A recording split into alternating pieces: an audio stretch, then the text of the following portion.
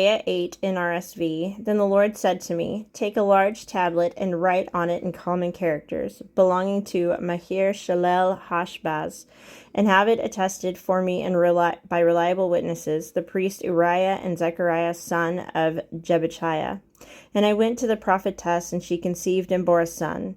Then the Lord said to me, name him Mahir Shalel Hashbar, for before the child knows how to call my father and my mother, the wealth of Damascus and the spoil of Samaria will be carried away by the king of Assyria.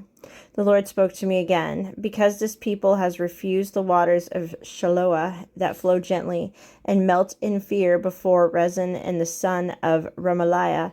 Therefore the Lord is bringing up against it the mighty flood waters of the river, the king of Assyria in all his glory. It will rise above all its channels and overflow all its banks. It will sweep on into Judah as a flood, and pouring over it will reach up to the neck, and its outspread wings will fill the breadth of your land, O Emmanuel.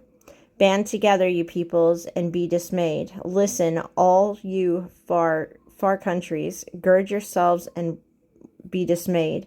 Gird yourselves and be dismayed. Take counsel together, but it shall be brought to naught. Speak a word, but it will not stand, for God is with us. For the Lord spoke thus to me while his hand was strong upon me, and warned me not to walk in the way of his people, saying, do not call conspiracy all that this people calls conspiracy, and do not fear what it fears, or be in dread.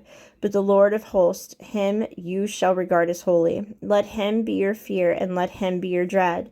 He will become a sanctuary, a stone one strikes against. For both houses of Israel he will become a rock one stumbles over, a trap and a snare for the inhabitants of Jerusalem. And many among them shall stumble. They shall fall and be broken. They shall be snared and taken. Bind up the testimony, seal the teaching among my disciples. I will wait for the Lord, who is hiding his face from the house of Jacob, and I will hope in him. See, I and the children whom the Lord has given me are signs and portents in Israel from the Lord of hosts, who dwells on Mount Zion. Now if people say to you, consult the ghost and the familiar spirits that chirp and mutter, should not a people consult their gods, the dead, on behalf of the living, for teaching and for instruction? Surely those who speak like this will have no dawn.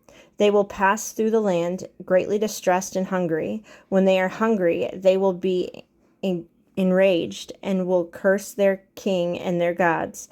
They will turn their faces upward, or they will look onto the earth, but will only see distress and darkness, the gloom of anguish, and they will be thrust into thick darkness.